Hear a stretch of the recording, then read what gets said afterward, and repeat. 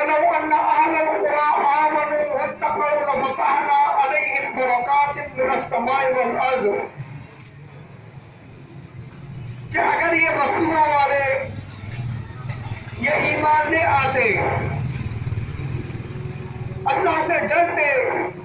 واتقوا تقویٰ کی روش اختیار کرتے، اللہ سے ڈرتے، لَفَتَحْنَا عَلَيْهِمْ بَرَكَاتٍ مِّنَ السَّمَاءِ وَالْأَرْضِ، تو ہم ان پر آسمانوں اور زمین سے اپنی برکتیں کھول دیتے، اپنی برکتیں آسمانوں سے ہم نازل کرتے، زمین سے ان کے لیے ہماری رحمتیں نکلتی، وَلَٰكِن كَذَّبُوا، لیکن افسوس کہ انہوں نے اللہ کی ہدایات کو جھٹلایا، فَأَخَذْنَاهُمْ بِمَا كَانُوا يَكْسِبُونَ، بس ہم نے ان اعمال کے سبب، ان کرتوتوں کے سبب ہم نے ان کی گرفت کی ہے۔ یہ پریشانیاں ہم پر اسی لیے مسلط ہیں کہ ہم اللہ کی طرف پلٹنے کا نام نہیں لیتے، ہم ایمان نہیں لاتے اللہ پر جیسا اس پر ایمان لانے کا حق ہے۔ ہم بظاہر اپنے آپ کو مسلمان کہتے ہیں، ہم کہتے ہیں کہ ہم مسلمان ہیں، ہم ایک اللہ کو مانتے ہیں، ایک اللہ کا کلمہ پڑھتے ہیں، ایک نبی کو ہم اپنا رسول مانتے ہیں، ایک کتاب کے ہم ماننے والے ہیں، لیکن اللہ کے بندوں، اس کے باوجود ہمارا حال یہ ہے کہ ہمارے گھروں میں اللہ کی نافرمانیاں کھلے عام ہو رہی ہے، ہمارے گھروں میں ٹی وی ہے، انٹرنیٹ ہے، موبائل ہمارے پاس ہے، ان موبائلوں میں ہم نے اللہ کی نافرمانی کا سارا سامان کیا ہوا ہے، انٹرنیٹ ہم چلاتے ہیں، گانے، فلمیں، بے حیائی کے سارے کام ہم کرتے ہیں، ہماری خواتین بے پردہ گھوما کرتی ہیں، ہمارے بچے ہمارا کہنا نہیں مانتے۔ اللہ کے بندوں، یہ سب اللہ کا عذاب ہے، اور اس لیے کہ اللہ سبحانہ وتعالیٰ نے جو فرمایا کہ اگر یہ بستیوں والے ایمان لے آتے، وَلَوْ أَنَّ أَهْلَ الْقُرَىٰ آمَنُوا وَاتَّقَوْا تقویٰ کی روش اختیار کرتے، لَفَتَحْنَا عَلَيْهِمْ بَرَكَاتٍ مِّنَ السَّمَاءِ وَالْأَرْضِ، تو ہم زمین اور آسمان سے ان پر اپنی برکتیں نازل کرتے، کھول دیتے اپنی برکتیں، لیکن ہم نہیں مانتے، اب اللہ کی طرف پلٹنے کا نام نہیں لیتے۔ آج ہم اللہ کی نافرمانیاں کیے جاتے ہیں اور ہم سمجھتے ہیں کہ یہ کچھ نہیں، بس یہ معمول ہے، یہ زندگی کا حصہ ہے۔ نہیں اللہ کے بندوں، یہ سب اللہ کا عذاب ہے، اور یہ کیوں ہے؟ اللہ سبحانہ وتعالیٰ فرماتے ہیں کہ یہ قوم کلمے کا اقرار کرتی ہے، لا الہ الا اللہ کا اقرار کرتی ہے، اپنے آپ کو مسلمان کہتے ہیں، لیکن حقیقت یہ ہے کہ اس کلمے کو ہم سمجھتے نہیں، ماننے کا دعویٰ کرتے ہیں، لیکن ہم مانتے نہیں۔ ایک طرف ہم یہ اقرار کرتے ہیں کہ لا الہ الا اللہ، اللہ کے سوا کوئی الہ نہیں، الہ کے معنی یہ ہے کہ ہم اپنا سب کچھ اللہ کو مان لیں، اللہ پر ہم اپنا پورا توکل کر لیں، اللہ کو اپنا ہم دادا، دستگیر، غوث، مشکل کشا مان لیں، ایک اللہ پر ایمان لے آئیں، ہم یہ عقیدہ بنا لیں کہ نفع و نقصان کا اختیار اللہ کے سوا کسی کے پاس نہیں، اللہ کے علاوہ کوئی اور اس بات کا اختیار نہیں رکھتا کہ اس کی عبادت کی جائے، اس کے نام پر نذر و نیاز دی جائے، اس کے نام پر سجدہ کیا جائے، جس کی عبادت کی جائے وہ صرف ایک اللہ سبحانہ وتعالیٰ کی ذات ہے۔ لیکن اللہ کے بندوں، آج ہماری اکثریت اقرار لا الہ الا اللہ کا اقرار کرنے کے باوجود، اللہ کے احکامات کا اقرار کرنے کے باوجود اللہ کی نافرمانی کرتی ہے۔ آج ہم پر کوئی پریشانی، کوئی تکلیف آتی ہے، ہم کبھی کسی مزار پر جایا کرتے ہیں، کبھی کسی درگاہ پر جایا کرتے ہیں، وہاں جا کر ہم چادر چڑھاتے ہیں اور سوچتے ہیں کہ جناب اس بازار والے پہ چادر چڑھانے سے، یہاں ہمیں دیکھ چڑھانے سے ہمارے مسئلے حل ہو جائیں گے۔ اس کا مطلب یہ ہے کہ اللہ پر ہمارا ایمان ختم ہو گیا ہے۔ ہم اس قبر والوں کو سب کچھ سمجھتے ہیں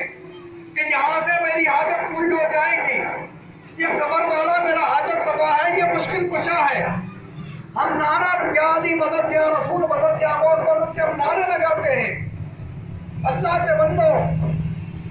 آج ہمارا عقیدہ گھوڑے کے نال پر ہو چلا ہے۔ ہم اپنی دکان پر، اپنے مکان پر، اپنی گاڑی کے پائیدان پر گھوڑے کا نام لگاتے ہیں اور یہ عقیدہ رکھتے ہیں کہ اس سے میری پریشانی دور ہوگی، بلائیں دور ہوگی۔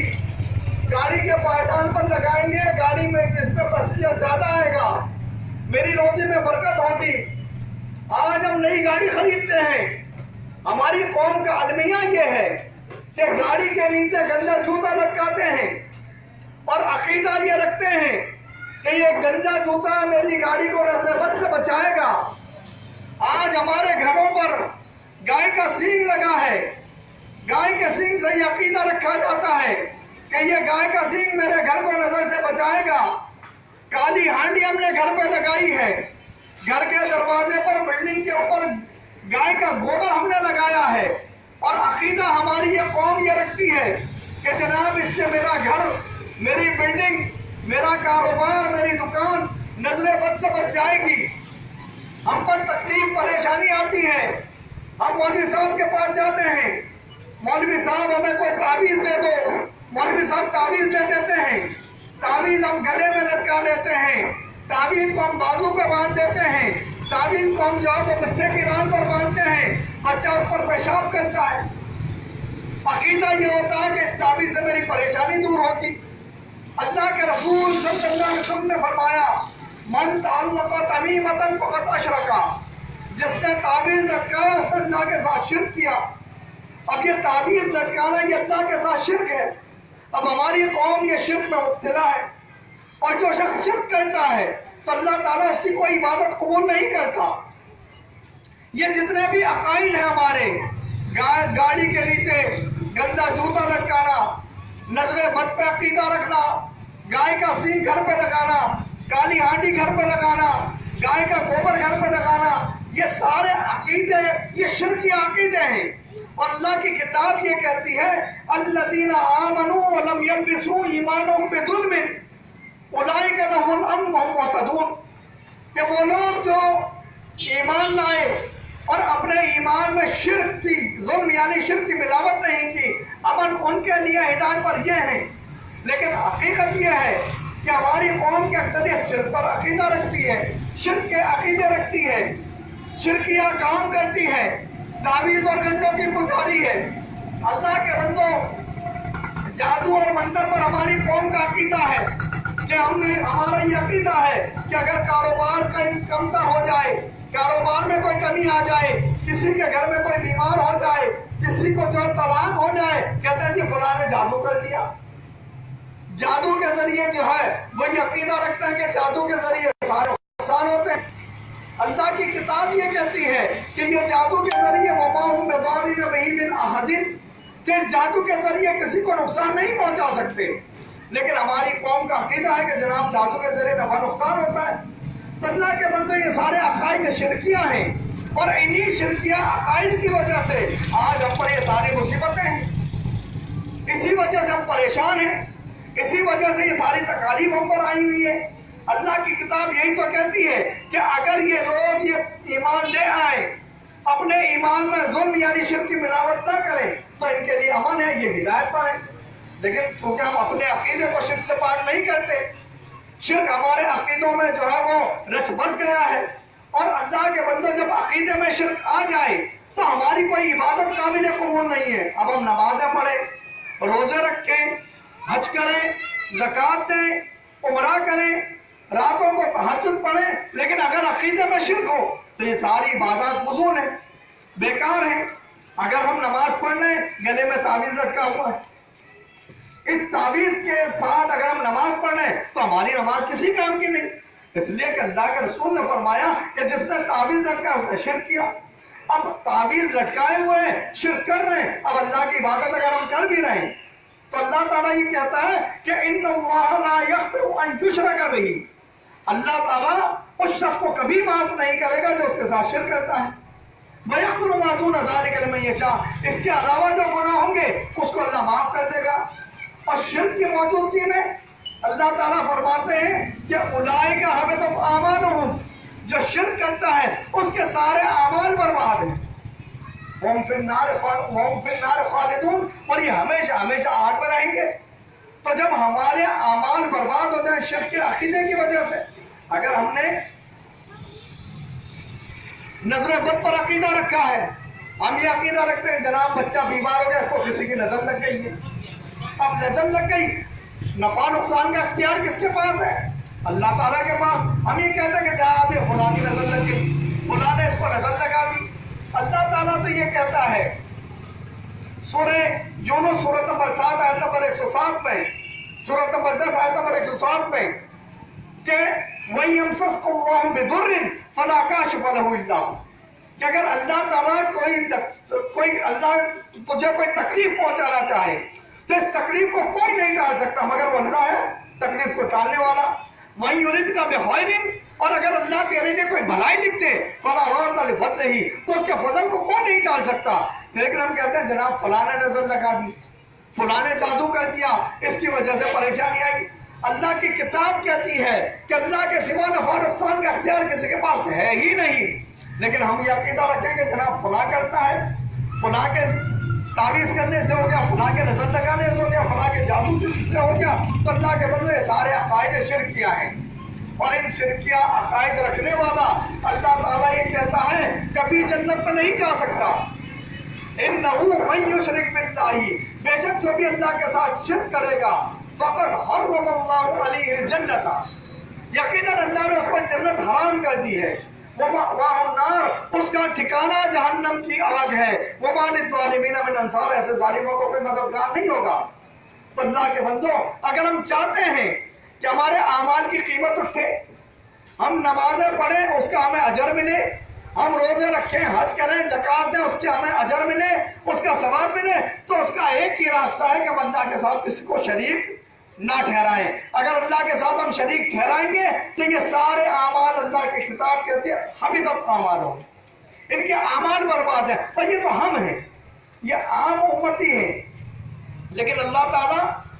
سورہ انعام میں 18 انبیاء کا ذکر کر کے فرماتے ہیں کہ وَلَوْ أَشْرَكُوا، اگر نعوذ بالفرض محال یہ انبیاء بھی شرک کرتے لَحَبِطَ عَنْهُمْ مَا كَانُوا يَعْمَلُونَ، تو انہوں نے بھی جو اعمال کیے یہ بھی برباد ہو جاتے۔ تو اگر نبی شرک سے پاک ہوتے ہیں، لیکن اگر نبی بھی شرک کرے تو اللہ تعالیٰ فرماتے ہیں کہ ان کے بھی اعمال برباد۔ اور سورہ زمر میں اللہ سبحانہ و تعالیٰ نے رسول اللہ صلی اللہ علیہ وسلم کو براہ راست مخاطب کر کے فرمایا کہ اے نبی وَلَقَدْ أُوحِيَ إِلَيْكَ، یقیناً آپ کی طرف یہ وحی کی جا رہی ہے، وَإِلَى الَّذِينَ مِن قَبْلِكَ، اور آپ سے پہلے بھی یہی وحی کی گئی تھی، لَئِنْ أَشْرَكْتَ، کہ بالفرض محال اے محمد صلی اللہ علیہ وسلم اگر آپ نے بھی آپ بھی اگر شرک کریں لَيَحْبَطَنَّ عَمَلُكَ، تو آپ کے بھی اعمال حبط ہو جائیں، آپ کے اعمال بھی برباد، وَلَتَكُونَنَّ مِنَ الْخَاسِرِينَ، اور آپ نقصان اٹھانے والوں میں ہو جائیں۔ تو اللہ کے بندوں یہ شرک تو ایسا خطرناک گناہ ہے، ایسا خطرناک جرم ہے کہ اگر نبی بھی شرک کرے تو اس کے بھی اعمال برباد۔ اب ہم غور کریں کہ اللہ کے بندوں ہم نمازیں پڑھتے ہیں، روزے رکھتے ہیں، حج کرتے ہیں، ہم ہر وقت نیکی اور بھلائی کا کام کرتے ہیں، لیکن عقیدے میں اگر شرک ہے تو ہمارا یہ ساری عبادات کسی کام کی نہیں۔ لہذا ہم ان عبادات کے کرنے سے پیشتر اپنے عقائد کو صحیح کریں۔ اب جب ہمارے عقائد صحیح ہو جائیں گے، شرک سے پاک ہو جائیں گے، تو انشاءاللہ ہمارے اعمال بھی قابل قبول ہوں گے، اور جب ہمارے اعمال قابل قبول ہوں گے تو اللہ تعالیٰ میں جہنم سے بچائے گا، جنت میں داخل کرے گا۔ لیکن اگر ہمارے عقیدے میں شرک ہوا تو اللہ تعالیٰ تو یہ فرماتے ہیں کہ لا یغفر ان یشرک بہ، اللہ تعالیٰ جو شرک کرتا ہے اس کو معاف نہیں کرے گا، مغفرت نہیں کرے گا۔ اور پھر اللہ تعالیٰ یہ فرماتے ہیں کہ وہ ماواہنار ان کا ٹھکانہ جہنم ہے. تو اللہ کے بندو یہ ہمارے سارے اعمال برباد ہو جائیں گے, ہماری ساری عبادات بیکار جائیں گی. اس لیے ہم آپ کو یہ دعوت دینے آئے ہیں کہ اللہ کے بندو اپنے عقیدے کو شرک سے پاک کر دو, اللہ کو اپنا الہ مان لو, اس کے ساتھ کسی چیز کو شریک مت ٹھہراؤ. نہ کوئی نبی شریک ہے, نہ ولی شریک ہے, نہ کوئی صدیق شریک ہے, نہ کوئی شہید اس کے ساتھ شریک ہے, نہ یہ گندا جوتا نظر سے بچا سکتا ہے, نہ گھوڑے کا نام روزے میں برکت دے سکتا ہے, نہ کوئی قبر والا نفع نقصان کا اختیار رکھتا ہے, نہ قبر والا کسی کو کچھ دے سکتا ہے, نہ یہ گائے کا سنگ آپ کو بچا سکتا ہے, نہ گھوڑے کا نام آپ کو بچا سکتا ہے. اللہ کے بندو سب کچھ کرنے والا ایک اللہ ہے, ایک اللہ پر ایمان لاؤ, اسی کے نام پر ساری مراسم عبودیت ادا کرو. انشاءاللہ دنیا میں بھی اللہ تم کو رحم کرے گا اور آخرت میں بھی تمہیں جہنم سے بچائے گا. اقول قولی ھذا استغفر اللہ لی ولکم ولسائر المسلمین.